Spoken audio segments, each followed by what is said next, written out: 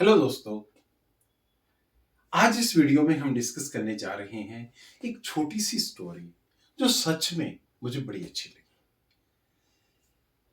हुआ क्या, एक तोता था और वो जो तोता था ना, राजा को बहुत प्यारा था।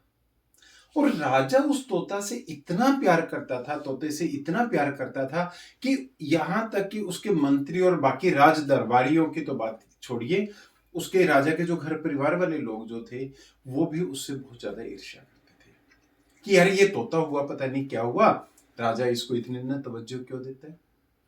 और इस सच्चाई को ध्यान में रखते हुए खुद वो जो तोता था ना, वो भी राजा की बहुत ज्यादा कदर करता था। कहने का मतलब ये है कि तोते और राजा के अंदर एक इतनी अच्छी बॉन्डिंग थी कि जिसको शब्दों में बखान नहीं किया जा सकता। अब क्या हुआ, एक दिन उस तोते ने बैठा था कहीं और उसने एक फल देखा। और वो जो फल था, उसने उस फल के बारे में किसी ऋषि मुनि के मुंह से ये सुना कि अगर कोई भी इस फल को खा लेगा तो वो व्यक्ति हमेशा के लिए अमर हो जाएगा, कभी भी उस पर कोई रोग नहीं आएगा, उसकी मृत्यु नहीं होगी और लाइक दैट जो भी था। तोते ने सोचा कि यार ये तो फल सच में राजा के काम का है, तो क्यों ना मैं ये वाला जो फल है ये राजा को दे दूं। तोते ने क्या किया, उस फल को उठाया अपनी चोंच में और उड़ गया राजा को देने के लिए। अब क्या हुआ, वो राजा के पास जा रहा था, चलते चलते चलते चलते रास्ते में इन्होंने क्या हुआ, रात हो गई। रास्ते में रात हो गई। अब तोते को लगा कि भाई अब तो मुश्किल है, राजा के तक तो तू पहुंच नहीं पाएगा, तो क्यों ना करे पेड़ के ऊपर बैठ जा, रात रात यहाँ आराम कर ले, सुबह कल फिर राजा के पास उड़ान, राजा के पास पहुंचने के लिए उड़ान भर लेंगे। चलो ठीक है। तो हुआ क्या जी, तोता शाम को हुई पेड़ पर बैठ गया और वो जो फल था उसने अपनी चोंच से हटाकर उस पेड़ में एक कोटरा सा, एक यानी कि होलो, एक खोखला सा एक ऐसी जगह बनी हुई थी, उसके बीच में फल को रख दिया और चला, मतलब कि सो गया। भाग्य की विडंबना देखिए कि वो जो होल था, वो जो कोटरा था, होलो, वो जो स्पेस था, उसमें किसी सांपिन ने अंडे दे रखे थे। और वो जो सांपिन थी घूमने फिरने के लिए बाहर गई हुई थी। तोता ऊपर डाल पर बैठ के सो गया, तोते को कुछ पता नहीं, घूम फिर के या जो कुछ भी है, वो जो सांपिन आई उसने न देखा कि मेरे अंडे तो अंदर रखे हैं, इस कोटरे के अंदर हैं, और किसी ने ना इसके ऊपर अंडा रख दिया। सांपिन जो थी, वो जो थी, उसका पेट भरा हुआ था, उसको किसी और शिकार की जरूरत नहीं थी। उसने अपने मुंह से उस फल को हटाकर साइड में कर दिया और वो उस बिल के अंदर चली गई। सुबह हुई, तोते ने देखा कि यार फल तो जो कोटरे से है उसके बराबर में पड़ा हुआ है, चलो कोई बात नहीं है। तोते ने क्या किया, अब उसी फल को उठाया और राजा के पास चला गया। राजा के पास जब गया, राजा ने जब उससे हालचाल पूछा कि भाई क्या बात है, तोते ने कहा महाराज ये एक जादुई फल है जो मुझे मिला है, जादुई फल मिला है और इसको अगर कोई भी खा लेगा वो इंसान सदा के लिए अमर हो जाएगा। तो मैंने सोचा कि मैं अगर अमर हो भी गया तो मेरी जिंदगी का ऐसी थोड़े दिन जी, ऐसी ज्यादा दिन जी, मेरी जिंदगी के बहुत ज्यादा लंबे वक्त तक जीने का कोई औचित्य नहीं है। तो क्यों ना, मैंने सोचा कि आप न्याय प्रिय हैं, आप लोगों से इंसाफ की बात करते हैं, अच्छी काम करते हैं, मानवता के लिए इंसानियत को आपकी जरूरत है, तो क्यों ना मैं ये वाला फल आपको दे दूं। तो ये वाला जो फल है मैं आपको देने के लिए लाया हूं, प्लीज आप इसे खा लीजिए। राजा बड़ा खुश हो गया कि अरे वाह, कमाल की बात है, तू मेरे लिए ये लेके आए। अब क्या हुआ, एक वर्ड होता है जलन और ईर्ष्या। अब वो जो दरबारी जो थे, दरबारी जो मंत्री या और जो भी लोग थे, उनको इस बात की जलन होने लगी कि यार ये तोता तो पहले ही राजा की नजर में बहुत ज्यादा ऊंचा है, और अगर राजा ने इस फल को खा लिया और राजा जो है एक तंदुरुस्त और हो गया और जवान हो गया और बहुत अच्छी इसकी हेल्थ पे असर हुआ, तो फिर तो ये जो तोता जो रही से ही हमारी जो इज्जत है वो भी मिट्टी में मिल जाएगी, और ये तो तोता तो फिर और भी ज्यादा सिर पे चढ़ जाएगा। अब उन्होंने एक योजना बनाई, कहते कि नहीं, इस तोते का कहीं ना कहीं इलाज करते हैं। उन्होंने कहा महाराज, अब देखिए ना, क्योंकि राजा उसका बेस्ट फ्रेंड था, अब वो उसको डायरेक्टली बेटर भी नहीं बोल सकते थे। कहते हैं महाराज एक बात बताइए मुझे। कहते कि बोलो। तोते के कहने पर आप इस फल को खाने के लिए तैयार हैं, कहीं ऐसा ना हो कि ये जो फल है विषैला हो और इसको खाते ही आपकी मौत हो जाए। हमें तोते पर तो यकीन है, झूठ बोल रहे हैं मंत्री, हमें तोते पर तो यकीन है, लेकिन जहां से ये फल लेकर आए उस फल पर यकीन नहीं है। हो सकता है वो जो साधु संत जिसकी बात सुनी थी तोते ने, वो झूठ बोल रहा हो, आपका दुश्मन हो।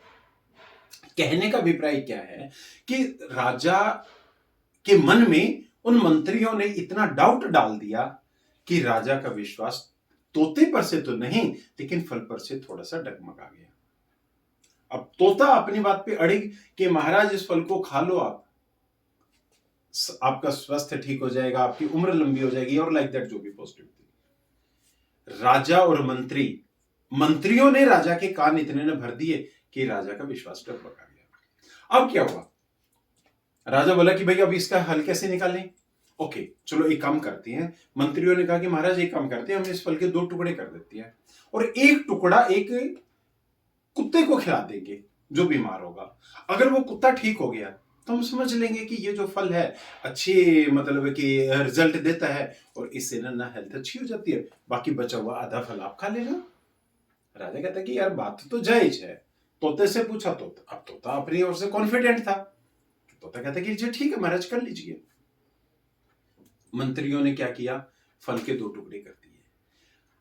फल के 2 टुकड़े कर दिए और इधर एक कुत्ते को वो दरबार में ले आई। अब देखिए भाग्य की विडंबना देखिए, अब जो फल था मान लीजिए वो सेब था या जो भी लाइक दैट था, जैसे कि वो गोल था, सफियर शेप में था। अब उस गोल वो जो मान लीजिए वो फल को हम सेब मान के चलते हैं। अब क्या हुआ, उसके ऊपर 2 तरफ निशान पड़े हुए थे। एक निशान था जिस तरफ से तोते ने उस फल को अपनी चोंच में उठाया था, और एक तरफ निशान वो था जिस तरफ से उस सांपिन ने उस फल को अपने दांतों में दबाकर एक तरफ रखा था। 2 तरफ थे। इत्तेफाक क्या हुआ कि उस कुत्ते को वो वाला भाग जो सांप ने पकड़ा था अपने मुंह में, वो वाला ना हिस्सा जो था वो कुत्ते को खिला दिया गया।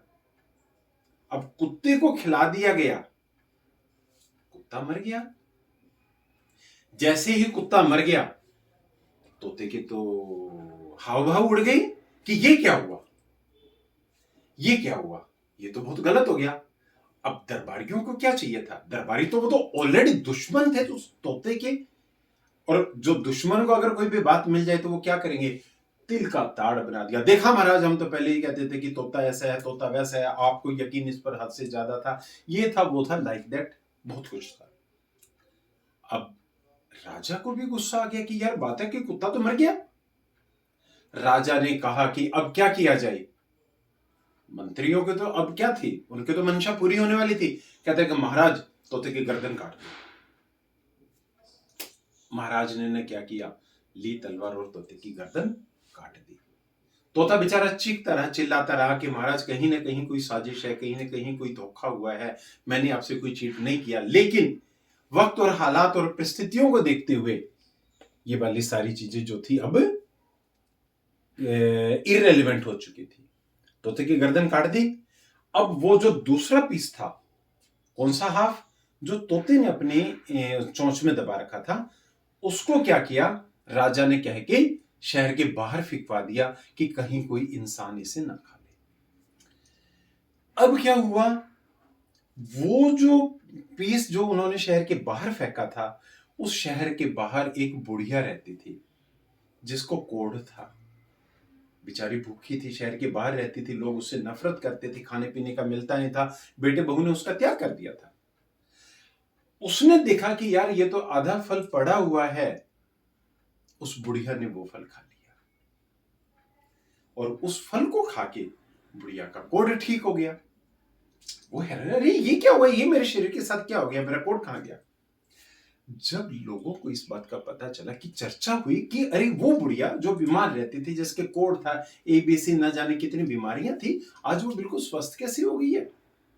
उससे पूछा, कहते कि माई क्या हुआ, तूने ऐसा क्या किया, कौन सा वैद्य मिला। कहती मुझे तो कोई वैद्य वैद्य कुछ नहीं मिला था, मैंने तो ना एक फल मिला था यहाँ पे पड़ा हुआ, मैंने वो फल खाया था। कहते ऐसा कौन सा फल था। कहते चर्चा दरबार तक पहुंच गई, दरबारी को बुलाया गया।